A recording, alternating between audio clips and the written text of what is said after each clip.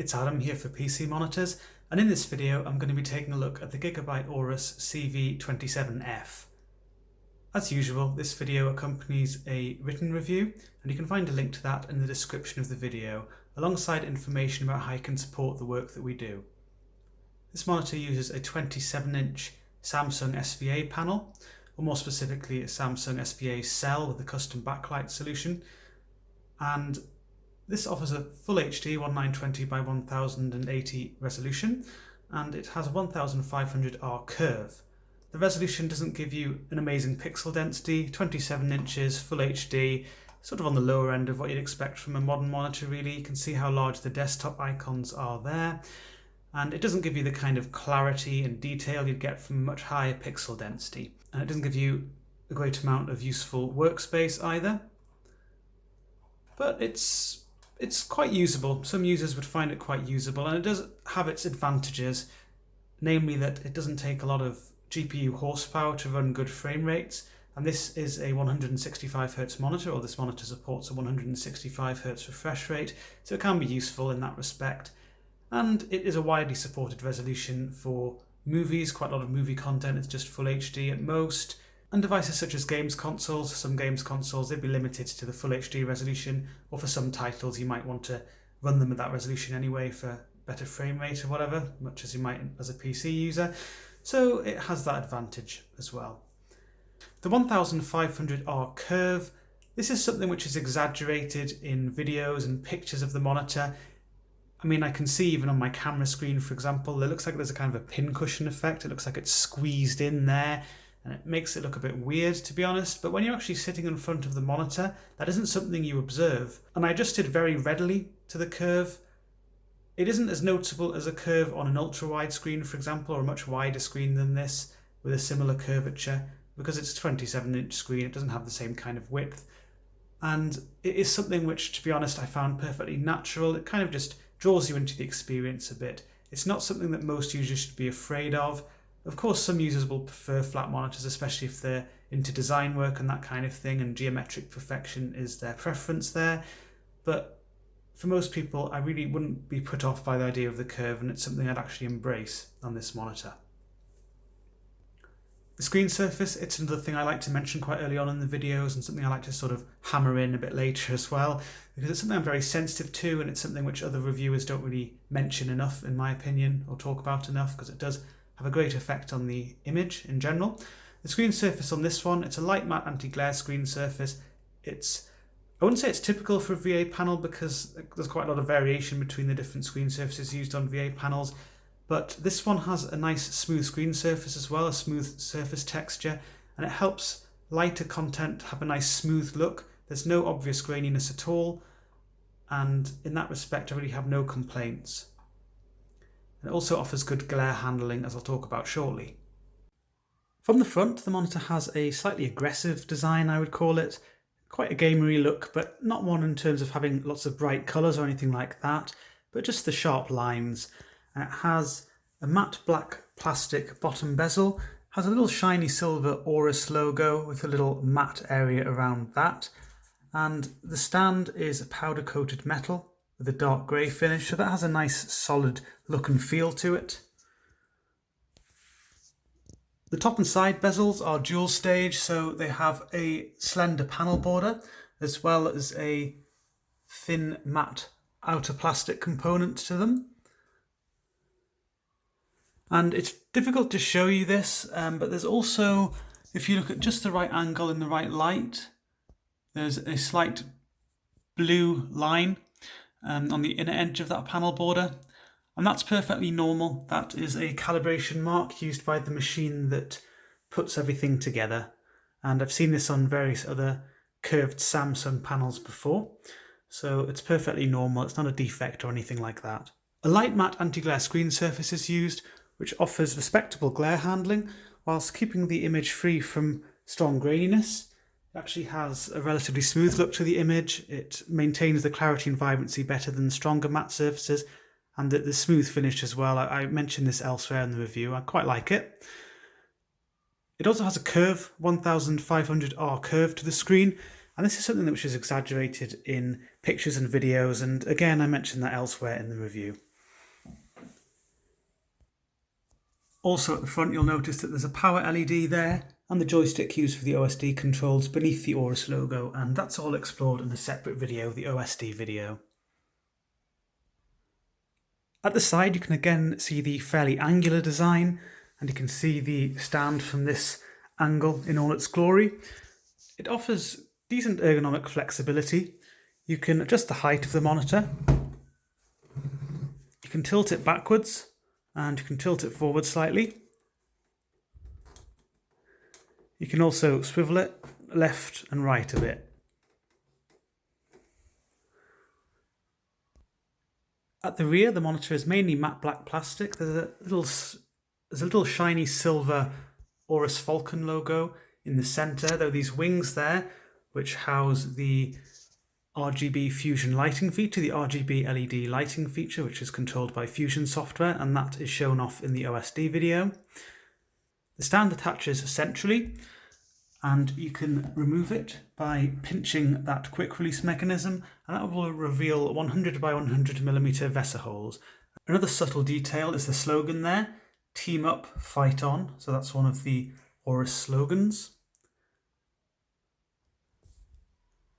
Towards the bottom of the stand neck there's a little cable tidy loop, so you can feed your cables through there. The ports themselves are down firing, and I'll show you them shortly.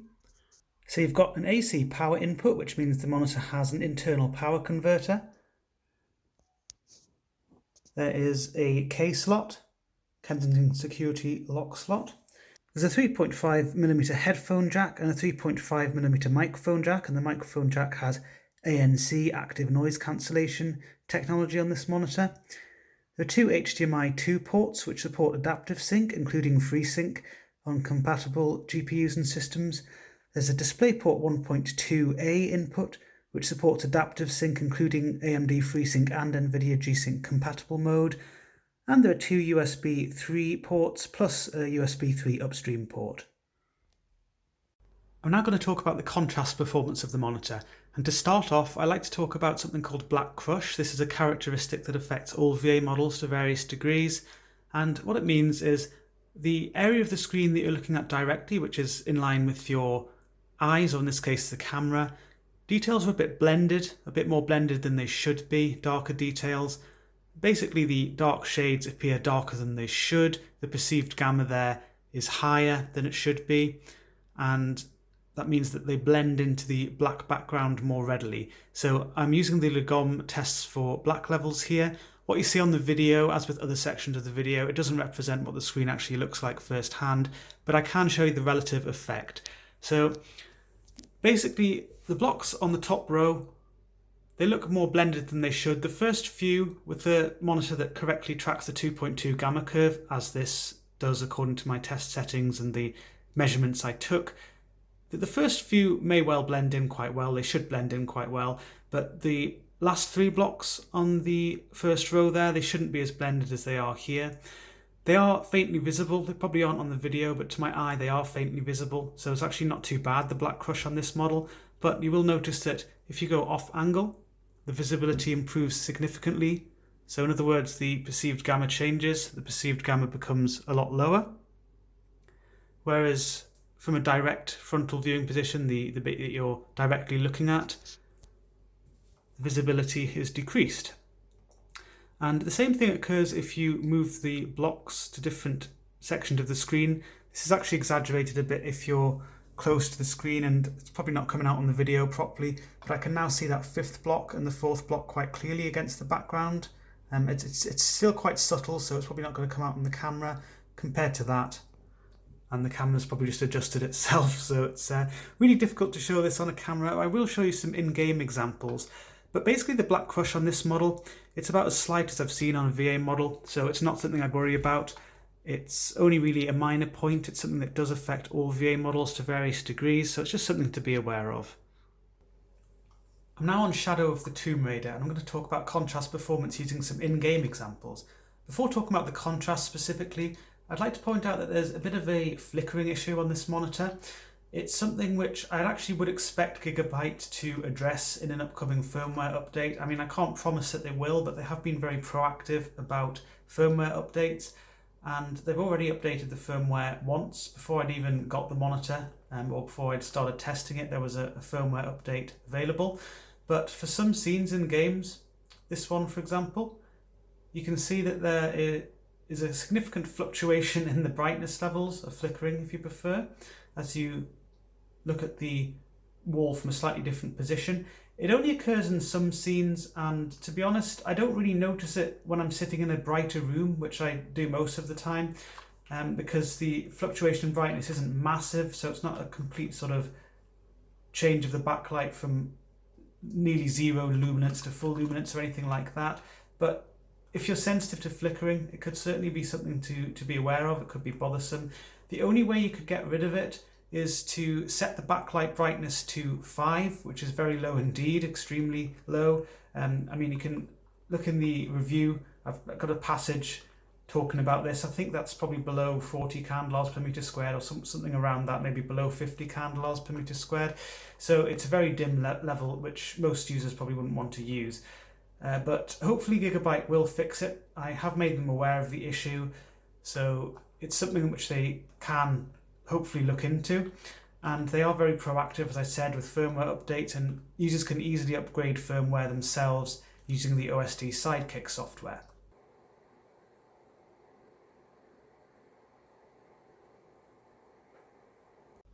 So moving on from that, the contrast performance of the monitor is very good overall. A VA panel, really the main strength of the VA panel is contrast, but even then not all VA models are equal. The static contrast I measured, it's between 2000 and 3000 to 1, depending. And what that means is darker scenes, which are very common on games like this. Tomb Raider has lots of dark caverns, dimly lit interior locations, such as where I am at the moment, very common on this game. And they have a much more atmospheric look than they do on non-VA LCD panels, without any sort of fancy local dimming on the backlight or anything like that. And brighter shades stand out very nicely against the darker surroundings as well. So you can see there's sort of some patches of light, reflection on the gold there, light here, streaming in from the top there. They all stand up very nicely against the darker surroundings.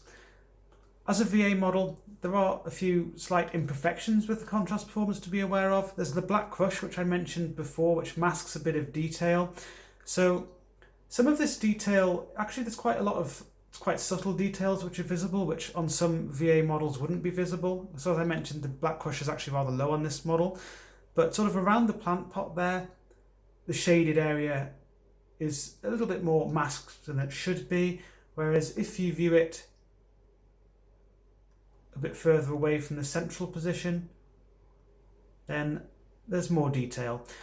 What I would mention is actually towards the bottom corners of the screen, there's actually a little bit more detail than there should be, so there's a little bit of extra detail there, a bit more than there should be, which sort of makes the comparison between the central region and that region a bit more extreme. But this is very common on VA models.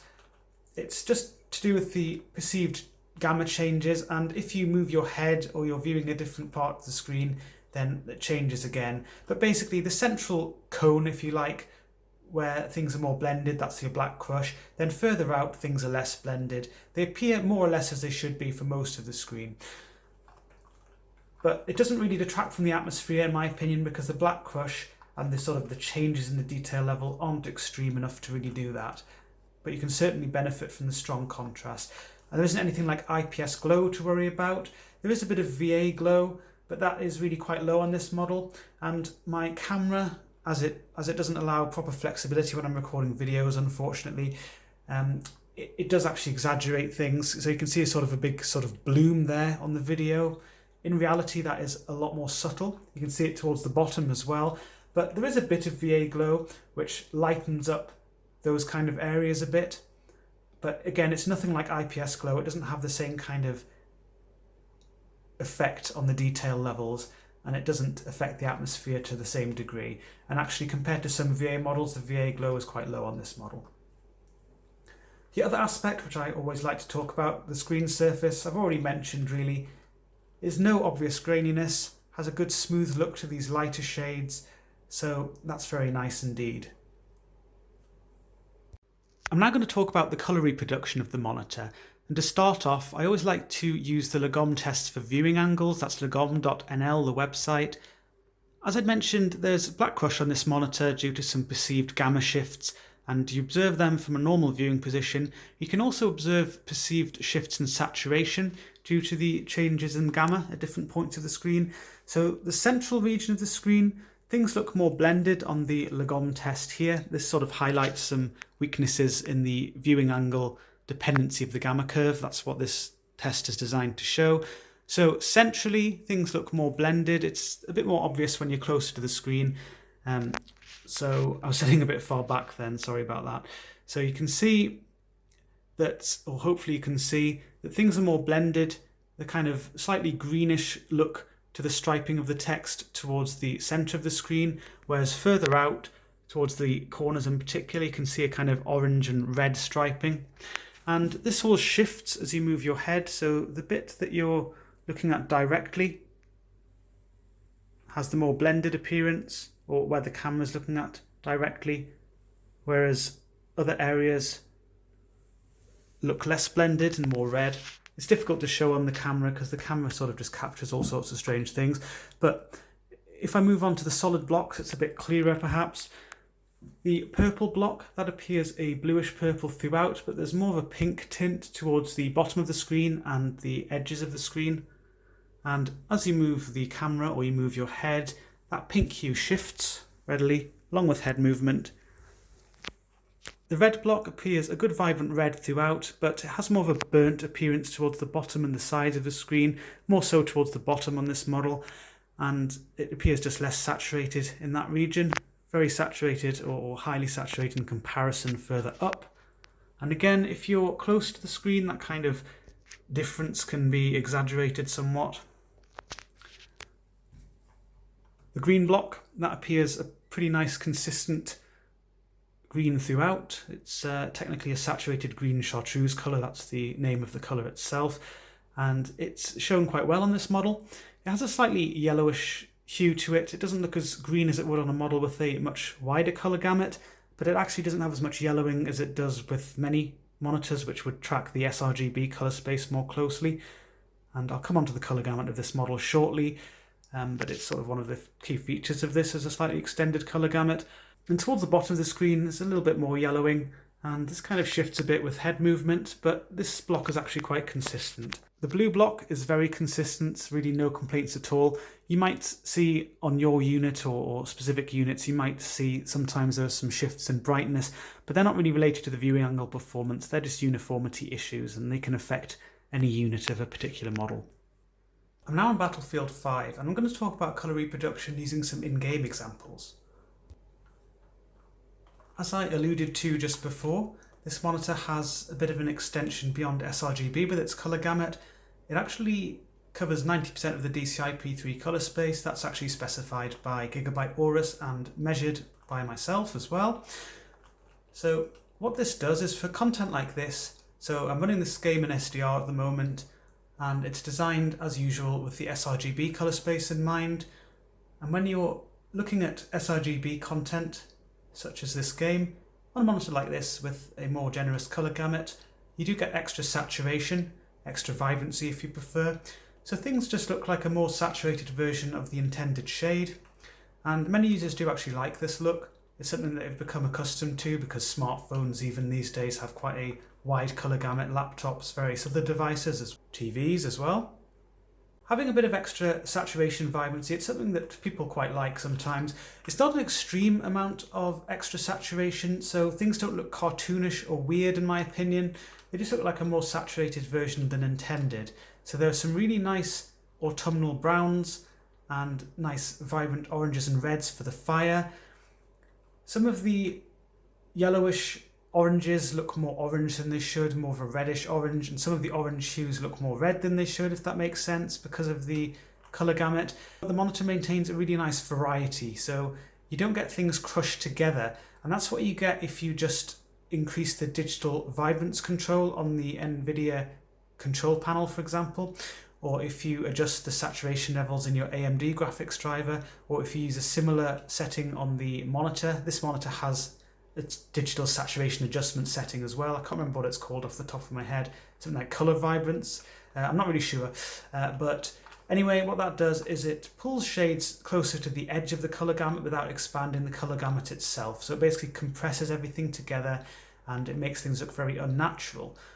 With this, you get a wider color gamut, things maintain good spacing on the color gamut, so you get appropriate range of shades. And actually, for the panel type, the color consistency is very good on this one. As a VA model, there are some inconsistencies. I'd already mentioned with Legom earlier, there are some shifts in saturation at different points of the screen, and these shifts are actually more pronounced if you're sitting closer to the screen. So my preferred viewing distance is around 70 centimeters from the screen, and from that distance you do see a little bit of a loss of saturation for some shades. It affects some more than others. I give lots of examples of this in the written review, so I'd recommend referencing that just because it's actually quite difficult to show in the video because it's quite a subtle effect. And certainly if you compare to some VA models where they really look kind of quite washed out at the very edges, this model doesn't have that effect. And compared to TN models where they look quite washed out towards the bottom, or certainly a lot less saturated towards the bottom than the top, and that's because the perceived gamma's way lower, lower down, and way higher, higher up. It doesn't have that kind of inconsistency, but things aren't up to IPS type levels, so be aware of this if you've got to do any color critical work or absolute color accuracy is your thing. This is always something you have to be aware of for non-IPS type panels. I've just brought the camera a little bit closer so I can show you this effect on the video.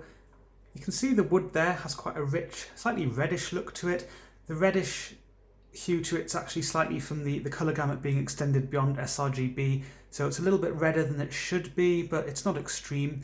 It is, however, quite a difference in saturation if you compare the viewing this log centrally to if you view it closer to the edge of the monitor.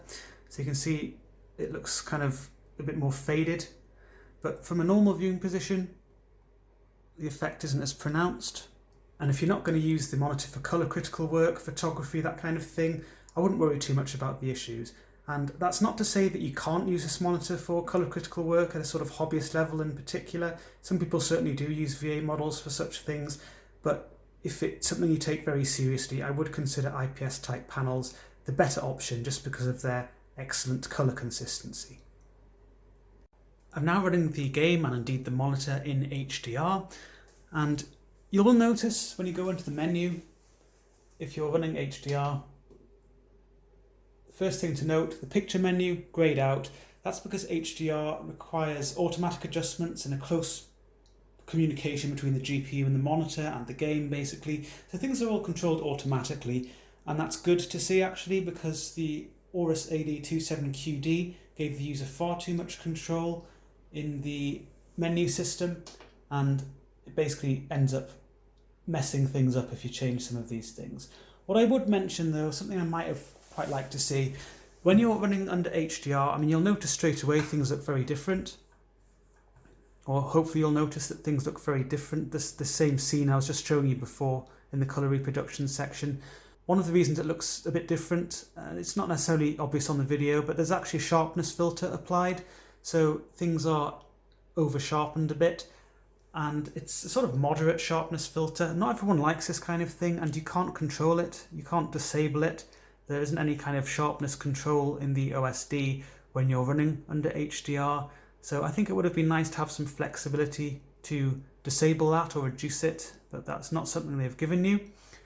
However, it's not what I'd consider an obnoxious sharpness filter. I kind of get used to it, but individual sensitivity to that kind of thing varies, so it would be nice to have a bit of control over that. The other aspect is things naturally look a lot brighter, or certainly compared to the brightness setting I was using, and that's a part of HDR as well. And I'll come on to that using Tomb Raider as an example, but really I want to focus more on the colour reproduction aspects at the moment, and things related to that. So under HDR, the game and the HDR pipeline, HDR10, which this monitor uses, it supports 10-bit colour. This monitor is VESA Display HDR 400 certified, and that's the lowest level of certification for HDR that VESA will certify for. So by no means does it give an amazing HDR performance, but there are certainly some boxes that it does tick. It doesn't actually support 10-bit color itself, and this is something I've been through on various reviews that I've done before on monitors that don't support 10-bit color for HDR, but the monitor is using 8-bit color, and the GPU is using an extra dithering stage to make up the extra 2 bits, whilst the game is displayed essentially in 10-bit color. This actually works very effectively. I've compared 8-bit to 10-bit on the monitor side versus the GPU handling the dithering many times, including on models where at some refresh rates they do one and at other refresh rates they do the other. And honestly, it's not really something I want to bore you to death with, but it isn't as bad as you might think, having the GPU handling the dithering, and actually the end result is very similar. So you can notice that gradients are handled much more finely. So weather effects and light effects, that kind of thing, they have a really nice smooth look to the gradients, and the rays of light, the light around the clouds, that kind of thing.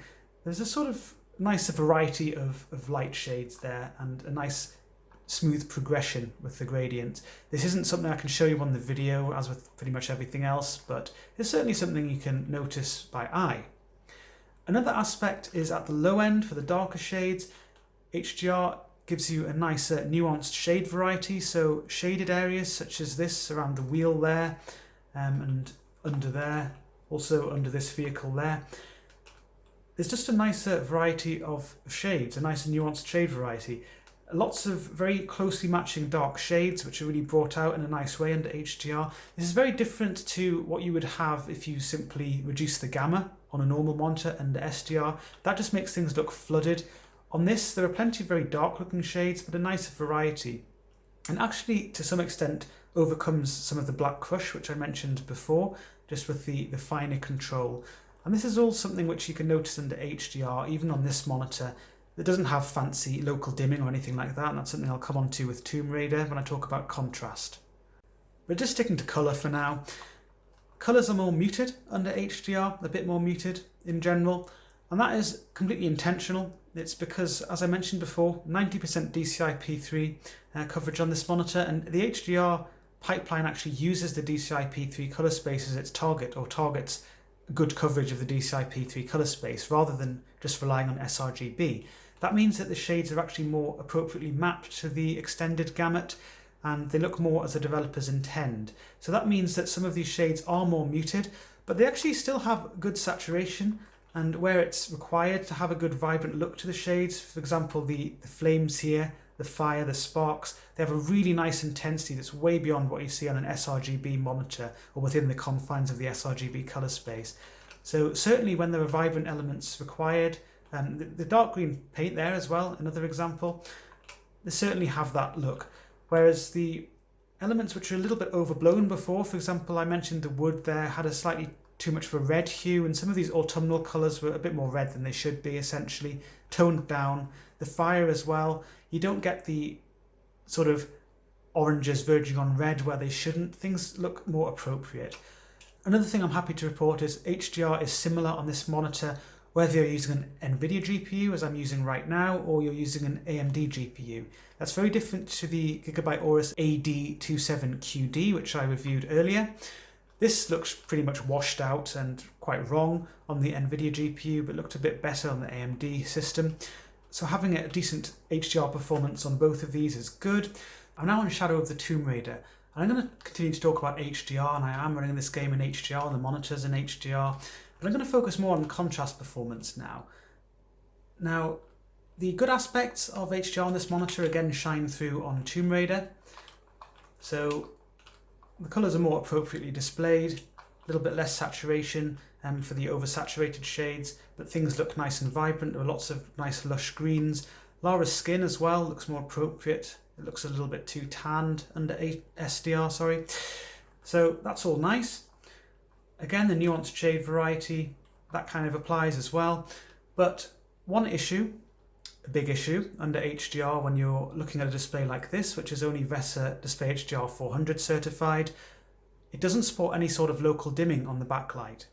And this means that the backlight is just controlled as one unit, and the monitor just uses a glorified dynamic contrast setting to adjust the backlight brightness as one unit according to the overall light and dark on the scene at the same time.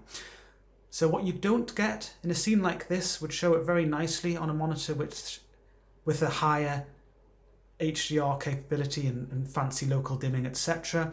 You'd get a lovely bright look to the light there, whereas the darker shades there would look really deep in comparison, and that would help these nice bright shades stand out very nicely. You'd get this glint off the water there, which would be not quite blinding to look at, but on a monitor with a much more powerful backlight and local dimming, it really does stand out in a lovely way, which you don't get here.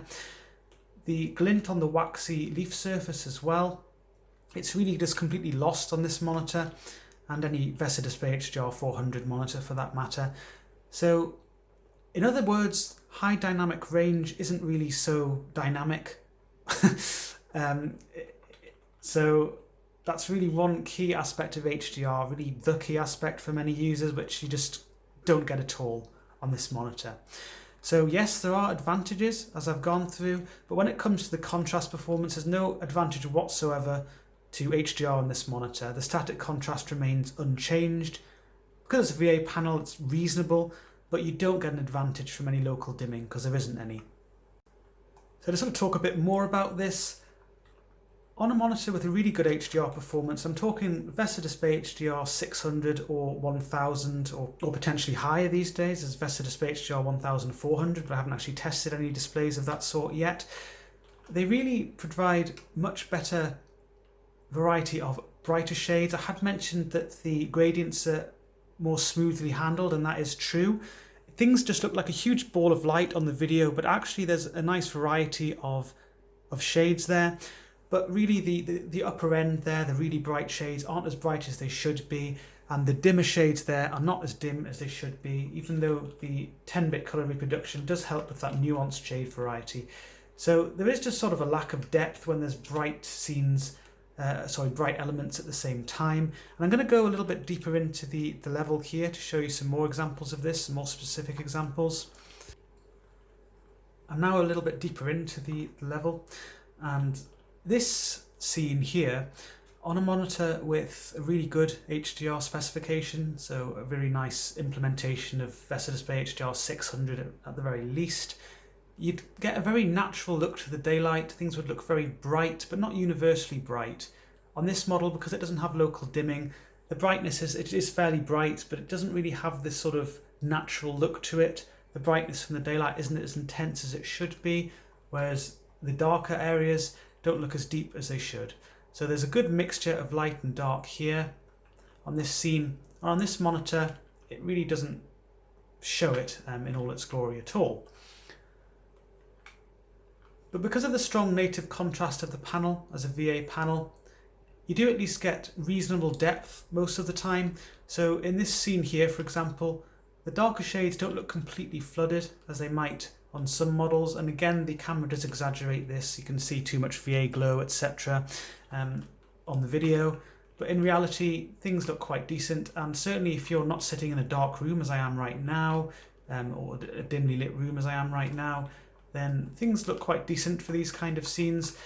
But I would say that the backlight control, even though it is just one single unit controlling the backlight, sometimes it doesn't seem to go as dim as it should. So here, for example, there isn't really much in the way of lighter shades being displayed. It's really predominantly darker shades being displayed, but the backlight doesn't go as dim as I feel it could get away with. But you know, I don't know how easy. I'm not an engineer or anything. I don't know how easy it would be to implement that. But I've certainly seen on some VESA Display HDR 400 models, they would go dimmer on this kind of scene, even if they just have the backlight controlled as one unit. So basically, the HDR performance on this monitor, as far as VESA Display HDR 400 level displays go, it's not bad at all. There is some advantage to running under HDR. The colour gamut is put to better use. You can get 10-bit colour processing on your games, that kind of thing. But in terms of contrast, there's no advantage at all. So really, it's far from a true HDR experience, but it is something which some users will still like to use. And although I'm using PC games here, and I've just showing you Battlefield 5 and Shadow of the Tomb Raider. The reason for that is I've used them on a wide variety of HDR monitors, and I know that they're good HDR implementations. If the monitor itself has a good HDR implementation at least, then the games will look very nice under HDR. But this kind of experience that I'm talking about here, it would apply to movies under HDR as well. If you're running an HDR compatible games console and you've got HDMI 2 running on the monitor as well, very similar things you'd experience yourself and on other PC titles as well. I'm on Battlefield 5 again, and I'm going to talk about the responsiveness of the monitor. This monitor offers a 165Hz refresh rate, and I've got it running at that at the moment. I've also got the game running at a decent solid 165 frames a second. There might be some occasional dips just a little bit below that, but it's a pretty solid 165 frames a second. So what that means is I'm getting the most out of the monitor in terms of its responsiveness. And what this 165Hz refresh rate does for you, it's giving you over 2.5 times as much visual information every second as a 60Hz monitor. And what this does is it improves what I call the connected feel, and that describes how it feels to actually interact with the game world and your character in the game world, the fluidity, the precision. It's something which can't be replicated on monitors with much lower refresh rate, even if they have very low input lag. The input lag on this monitor, and input lag certainly does help connected feel if that's nice and low, but it's sort of a separate issue to the refresh rate itself. However, the input lag on this model is a little bit above 4 milliseconds, and that's nice and low, so even users who are quite sensitive to that shouldn't find the signal delay on this one bothersome or the overall latency bothersome. So it has a nice connected feel. The other aspect of the high refresh rate at high frame rate is that you have a low level of perceived blur. This is a concept which is explored in some detail in an article on our website all about monitor responsiveness, and it's also summarised in the written review of this model. Most of the perceived blur you see on a monitor doesn't actually come from the pixel responses, although they are important as well, but it actually comes from the movement of your own eyes as you track motion on the screen. And as your refresh rate is increased, the amount of time your eyes spend moving decreases, and you get a decrease in perceived blur due to this eye movement. So that means that at these high refresh rates and frame rates, you get a significant reduction in perceived blur compared to, for example, a 60Hz monitor, or this monitor running at 60Hz, or at 60 frames a second. Having said this, the difference between 144Hz and 165Hz is marginal. I actually prefer 144Hz on this monitor over 165. The main reason for that is that there's this issue with overshoot that has these weird artifacts at 165Hz. And I'm not sure if this will come out on the camera, but I can see it quite clearly to my eye around this flag post, for example. There's overshoot, and there is overshoot at lower refresh rates as well, but it has a strange interlaced pattern. I don't know if you can see the flag post itself. It looks kind of aliased, jagged. The overshoot sort of breaks the object up into this weird kind of pixelated mess, for want of a better term. And this is just one example. I actually see some even more obvious examples sometimes. I just haven't captured them here, but I don't like that, and it's something I find quite distracting. It doesn't occur at 144Hz. Interestingly, it does occur if you actually have the monitor at 144 frames a second, but keep it at 165Hz as your static refresh rate, and you've got adaptive sync active, so the monitor is technically reducing its refresh rate. So the overdrive impulse and the behaviour, the voltage control, is actually a bit different if you've got the monitor set to 165Hz rather than 144. I'm just going to set it to 144Hz now to show you the difference. So it's now set to 144Hz, and you don't get that strange kind of jagged appearance to the overshoot, which I quite dislike, but you do still get the overshoot. Actually, this is quite a fast VA model. VA models always have some weaknesses, especially on transitions that are common on scenes like this, where there are darker shades involved in the transition, these so-called high contrast transitions, or potentially between closely matching dark and medium to dark shades. They're much slower on VA models in general, so you do get some weaknesses. But this model has very effective pixel overdrive using my preferred speed setting. I'll come on to the weaker settings shortly, which you can set if you prefer. But the speed setting, it works very well. It does get rid of a lot of what you might call smeary trailing or extended powdery trailing, whatever you want to call it, but there is quite a bit of overshoot. And you can see that around the flag post here. You can also see some examples of dirty trailing, as I call it, another form of overshoot around the lamp there. There are some clear examples of this elsewhere, and actually I do find the overshoot, I wouldn't say distracting, but I do certainly find it noticeable on this model. However, the powdery trailing, the smeary trailing, the obvious weaknesses, they're certainly not as extensive and as obvious as they are on some VA models, but they are still there to an extent. So around this flag post, for example, there is a bit of a sort of smeary look to it. The boats down there as well, they have a little bit of a sort of powdery trail. Has a bit of a smeary look to it as well, but sometimes the weaknesses here are actually more obvious. So I'm sure on the video you'll actually be able to see there's a sort of weird effect as I circle the mouse like that, and that's because of these slower than optimal pixel transitions.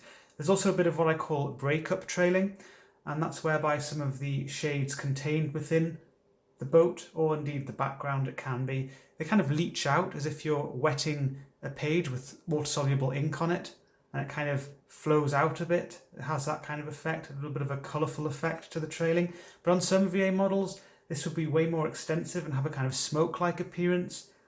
So on this model, it's not as bad as on some. It's actually quite a fast VA model overall. And you get this as well in other places, so you can see sort of a powdery trail, quite a heavy powdery trailing and a bit of breakup trailing for the dark hatched area there. Sort of makeshift roof on the shelter there. And if I go inside, there are some further examples. You can see it around the book there, and where it says E to pick up a letter, there's a bit of it there. The pots here have a bit of what I call light powdery trailing, so that adds a little bit to perceived blur, but it doesn't really a distinct smear or distinct heavy powdery trailing, if that makes sense. So really, I like to sort of show these weaknesses and show that they do exist, but actually I've been playing this game a lot in other games, and as far as VA models go, I actually find that I can play quite competitively on this model, and it doesn't really bug me in the way that some others do. However, the overshoot is something I notice quite a lot, and if you are sensitive to that, you can reduce that, and you do that by changing the overdrive setting, so I'll just do that now. So it's there in the gaming settings. It says speed, which is my current setting, my preferred setting. You can set that to balance or picture quality. I'll show you balance first.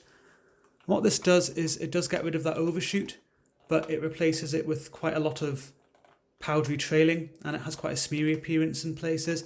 And just overall levels of perceived blur, they're increased considerably. And for that reason, I really don't like this setting. It's just the pixel transitions are way slower than they should be, especially for these high refresh rates. But even at lower refresh rates, they're actually quite slow. And I'll come on to that shortly. But I don't like this setting. But if you're super sensitive to overshoot and a bit less sensitive to these sort of weaknesses in terms of the powdery trailing, then perhaps consider this setting. I'll just show you the picture quality setting for comparison. It's very slow indeed, this one. There's now extensive smeary trailing all over the place. There's a huge level of perceived blur. It doesn't really look like a 144 Hz performance at all.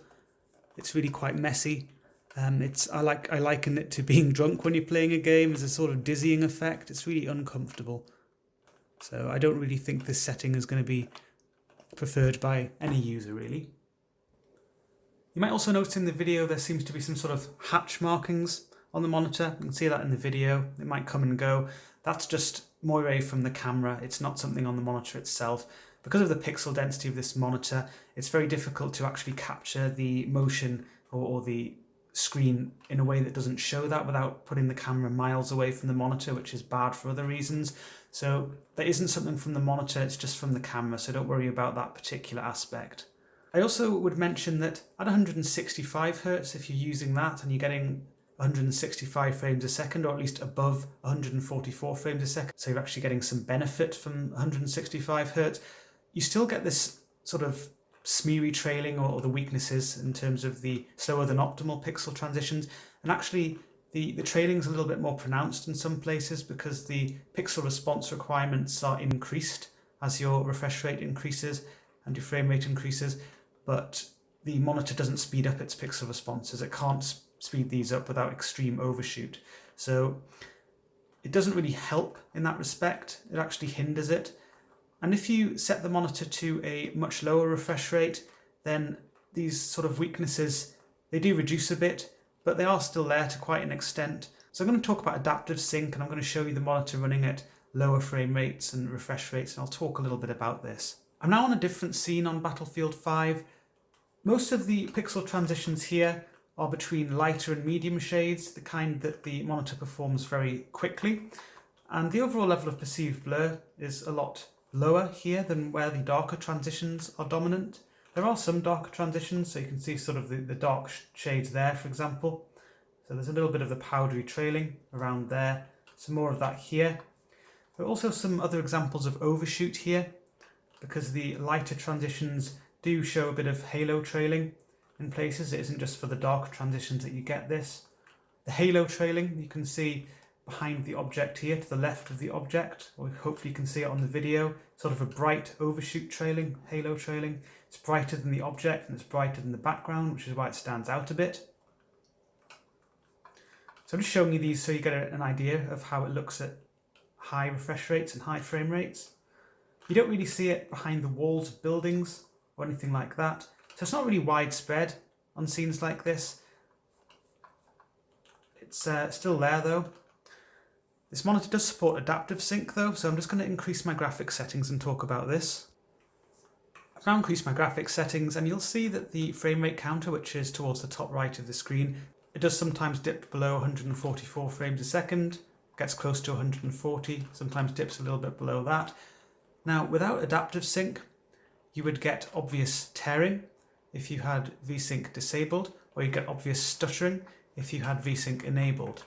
With adaptive sync, however, the refresh rate of the monitor is dynamically adjusting to keep pace with the frame rate. So as the frame rate reduces, the refresh rate of the display reduces. That keeps everything in sync and you don't get that tearing and stuttering, so that's very nice. This monitor supports AMD FreeSync on compatible GPUs and systems, and also supports NVIDIA's G-Sync compatible mode. That's actually what I'm using at the moment, NVIDIA's G-Sync compatible mode on an NVIDIA GTX 1080 Ti. The technology works in much the same way, adaptive sync. As an AMD user or an NVIDIA user, I've used it on both of my graphics cards. And as an NVIDIA user, the only difference is that the floor of operation, which I'll come on to shortly, is a bit higher.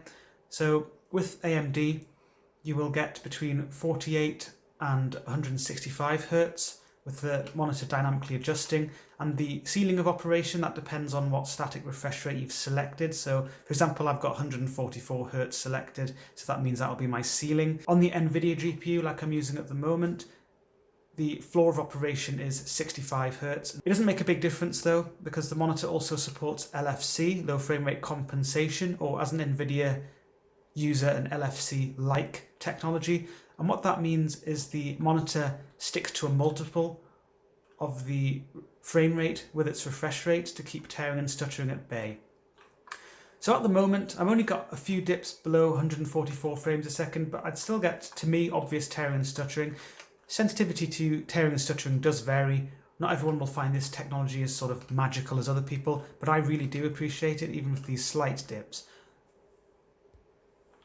I've increased the graphics settings further now, so I'm around 100 frames a second. Bit of fluctuation either side of that. And one thing I notice straight away, the perceived blur overall is increased because I have a decrease in frame rate. And there's also a decrease in connected feel for that reason. So it isn't the same as at 144 frames a second, 144 Hertz or 165.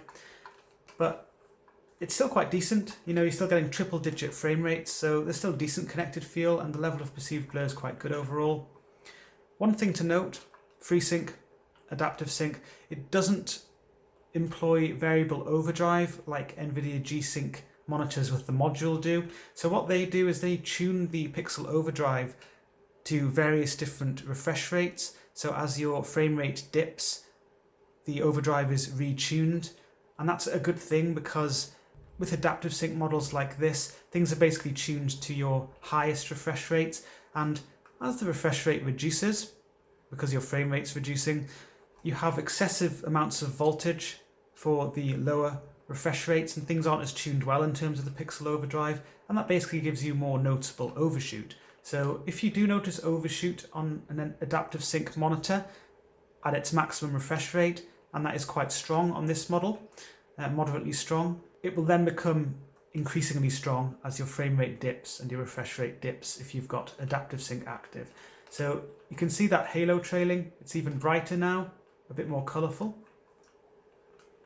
You can also see some examples of overshoot behind the building walls now, some halo trailing, fairly colourful. What I would say though, I think most users at this kind of frame rate, around 100 frames a second, 100 Hz for the monitor, you probably will prefer to use the speed setting still. It does depend on your sensitivity to overshoot versus other issues, but I will show you the balance setting just for a comparison here. I've now got the balance setting active, and there is certainly a decrease in overshoot, but instead it's replaced by some of this heavy powdery trailing with a bit of a smeary look in places, so these significantly slower than optimal pixel transitions, and that does have the effect, even for these transitions which the monitor is a bit more comfortable with the lighter shades and the medium shades, it does increase the overall perceived blur, and that is noticeable to me. So I don't like this setting, even at 100 frames a second, 100 Hz, but if you're really sensitive to overshoot, then it is something to consider. I've increased the graphics settings further. I'm still using the balance setting just so I can show you. So it's around 60 to 70 frames a second, 60 to 70 Hz therefore on the monitor at the moment. And with this balance setting, even though the weaknesses in the pixel responses, the sort of powdery trailing, the smeary trailing, they aren't as obvious as at higher frame rates and higher refresh rates, but they're definitely still there, and there are some standout examples. And this isn't even, showing lots of the high contrast transitions. This is mainly the lighter shades and the medium shades, but even then there are definitely some standout weaknesses. So really it depends on your sensitivity to overshoot versus these sort of weaknesses in pixel responsiveness, which setting you might want to use. However, if you do use the speed setting, which I'm going to just switch on now, yep, you guessed it, you get some pretty strong overshoot. So you can now see behind the walls there, up there for example, quite strong overshoot, obvious halo trailing, quite colourful, quite eye-catching, actually very eye-catching. And the overshoot here, the halo trailing, increased further. But really the examples up here are actually more obvious. And it's really quite widespread now. You also get some dirty trailing in places around the leaves there. So that's darker than the background or the foreground. So that's darker than the background or the object colour. Might not come across so obviously on the video, but I can certainly see it to my eye. But the overall perceived blur is reduced compared to the mid setting, the balance setting. However, adaptive sync is still doing its thing. It's getting rid of tearing and stuttering. If the frame rate dropped further and then LFC kicked in, or LFC-like technology as I'd described earlier, you'd still have an experience free from that tearing and stuttering from frame rate and refresh rate mismatches. So I really do appreciate the technology, but what I would say is I think having a setting somewhere between speed and balance would have been preferable on this model. And I would just say that in general actually, because I think for some users, even at the higher frame rates and higher refresh rates, I'll just tone down my graphics settings so I can show you them again. Much nicer. So now I've got my connected field back. The perceived blur levels are much lower overall, much more comfortable in terms of the responsiveness, and the overshoot levels are much lower. However, I would say that, as I was alluding to just before, I do think that the speed setting is a little bit overdone for some users. The overshoot levels are fairly strong even here, although they're not as strong in these scenes for these transitions and aren't as strong as at lower frame rates and refresh rates. If you're sensitive to overshoot, you might still notice this. Whereas the balance setting is way slower. It's far too slow, really, especially at these kind of high refresh rates. And I just think that a setting between the balance and speed would have been preferable. This was sort of my main criticism of the AORUS AD27QD, which I reviewed earlier as well. I feel that there's too much of a jump between the overdrive settings. So I think that tuning some way between the two would have been preferable. And I haven't really mentioned comparisons with other models, although I did say that this is quite fast for a VA model, which I would stick to if you're using the speed setting. It certainly is. There are weaknesses which I've shown you, but those weaknesses aren't really as widespread or extreme as they are on many high refresh rate VA models. However, I wouldn't say this is the fastest or the best, the cleanest performance I've seen from a VA model. I'd give that accolade to the LG 32 GK850G, provided you've got G-Sync active, which some reviewers didn't have when they were giving you pixel response time measurements, unfortunately. So if you've got G-Sync active and you're using the faster setting, I believe it is, the fastest overdrive setting, that's a bit faster than this overall. It doesn't have as many weaknesses, and I think the overshoot's a bit lower as well. The AOC C24G1, with its strong setting, I think was probably the model I'd say was most similar to this in terms of its overall responsiveness at 144 frames a second, 144 Hz. Although the AOC again had slightly tighter pixel responses, some of the weaknesses are a little bit more pronounced on this model compared to the AOC. And in terms of overshoot, it sort of occurs in different places and manifests in a slightly different way, but I feel it's a little bit more obvious on this model, but maybe I'm just misremembering the AOC. But overall, this is a fast VA model. Just be aware that there are some weaknesses.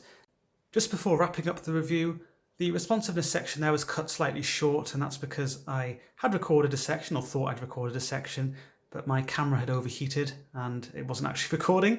So to quickly mention, there is something called aim stabilizer on this monitor as well, which is a strobe backlight setting. And what that does is it causes the screen to flicker at a frequency matching the refresh rate. You can set it to various different refresh rates, including 165 Hz. I do talk about this feature in the written review, and that's actually a better medium for this kind of feature to be discussed. The reason for that is that all you really see in the video is the screen flickering and changes in brightness and stuff, but it's not something which you can actually see the benefit of in a video. However, I would say that the strobe backlight setting on this model is not particularly great. The aim stabilizer setting, some users may see some utility in it, but personally I think you would prefer to just use adaptive sync, and you can't have that active at the same time as the aim stabilizer. So refer to the written review for further information about that. So to wrap up then, the contrast performance of the monitor is the main strength really, and it did put in a good showing in that respect. Had a good strong static contrast. It didn't have a great amount of VA glow, just a bit of VA glow, and that's certainly nothing compared to IPS glow or anything of that nature. And a little bit of black crush as well, but nothing extreme. So it ticked a lot of boxes in terms of contrast, provided a good atmosphere to dark scenes and games and that kind of thing. I should also mention, I suppose, the design of the monitor. I often sort of get a bit carried away with the image characteristics and don't really mention the design so much, but I find it fairly inoffensive really. It doesn't look extremely gamer-esque, it doesn't have any sort of bright colourful features. I find the fairly solid powder-coated metal stand, solid feeling and solid look to it, quite nice. The RGB fusion lighting feature, it isn't the brightest that I've seen in terms of illuminating the wall behind the monitor, but you can at least see it in dimmer room lighting, whereas with some features you have to actually be behind the monitor to see that there's even a light on at all. So it's better than some, and the flexibility you get with the software and how easy it is to sort of change the different colours and stuff, it's quite a nice little touch as well. Speaking of software, I suppose it's worth a bit of a mention, an honourable mention, the OSD Sidekick software. I quite like that, and the main reason I like it, it's very easy to use, but also that it makes it very easy to upgrade the firmware. And Gigabyte AORUS have been really very proactive, at least with their AD27QD, if that's anything to go by, with releasing lots of firmware updates. And I know users do like to be able to upgrade stuff like that themselves, and they give you that utility. So onto the image characteristics again. The colour reproduction, really very good overall. For the panel type, there aren't any major inconsistencies. It isn't as consistent as an IPS type panel, but from a reasonable viewing position and sitting quite centrally, there are shifts in saturation and gamma and that kind of thing, but they're not extreme for the panel type. And for general purpose use, I think this will be absolutely fine. For colour critical work, perhaps be aware of these issues. The colour gamut is quite generous as well. It extends a fair bit beyond sRGB, so you get a good dose of extra vibrancy.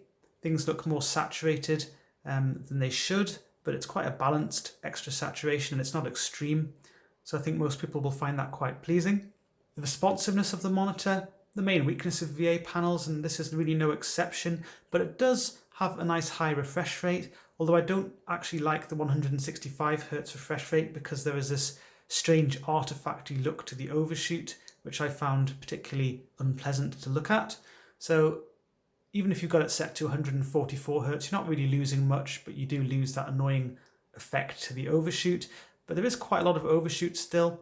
It's fairly widespread if you're using the optimal speed overdrive setting. There are some weaknesses as well in terms of slower than optimal pixel responses, but overall this is one of the faster VA models I've used, and I feel that I can game quite well competitively on it, even if it doesn't give me the cleanest performance out there. I would have liked to have seen an overdrive setting between the speed setting and the balance setting, because the balance setting is far too slow. The monitor also supports HDR, high dynamic range, and it does quite well, at least for VESA HDR 400 level display. You don't get any local dimming or anything like that, so it's far from a true HDR performance, and some people would say it's absolutely pointless having HDR on a monitor if it doesn't have local dimming, and I do sympathise with that, and I do understand why people would say that, but I wouldn't say it's pointless because it does bring some benefits still. The colour gamut is put to good use. The 90% DCI-P3 colour space of this monitor, it's put to good use, appropriate use. So saturation levels are appropriate for HDR content overall. There's also good tone mapping. You get 10 bits per channel for the pipeline. That improves your nuanced shade variety for shadow detailing and at the higher end as well. So it gives you smoother gradients. It's a nice thing, a nice addition. So overall, the look under HDR, some users will quite like it, but it isn't a full-fat HDR experience by any means. Something I hadn't really mentioned, just to wrap up in the conclusion at least, the screen surface is nice and light as well. It doesn't have an obvious graininess to it. And the screen itself is curved, and in videos like this, there's a strange pincushion effect, and in photos as well that you see of the monitor. But when you're actually sitting in front of it using it, it's really not something you notice, and it's something which most users will adapt to quite readily, the curve in general. So I don't think it's something you should fear. I think it's something you should really embrace. Unless you are a designer or you know you don't like curved monitors through experience, for most users I really wouldn't worry about it. And the resolution, the pixel density, obviously it's not going to win any awards in that respect. It's on the lower end of what you'd get from a modern monitor, 27-inch Full HD, but that is an appropriate resolution for some users, and it certainly makes it quite easy to get a relatively high frame rate, which is sort of what this monitor is all about really. And it also is more appropriate for movie content, which tends to be Full HD at most. You know, there is some UHD content out there, I appreciate that, but a lot of content is still Full HD or lower resolution. So that's really all there is to the Gigabyte AORUS CV27F. Be sure to check out the full review on PCmonitors.info. There's a link to that in the description of the video, alongside information about how you can support the work that we do.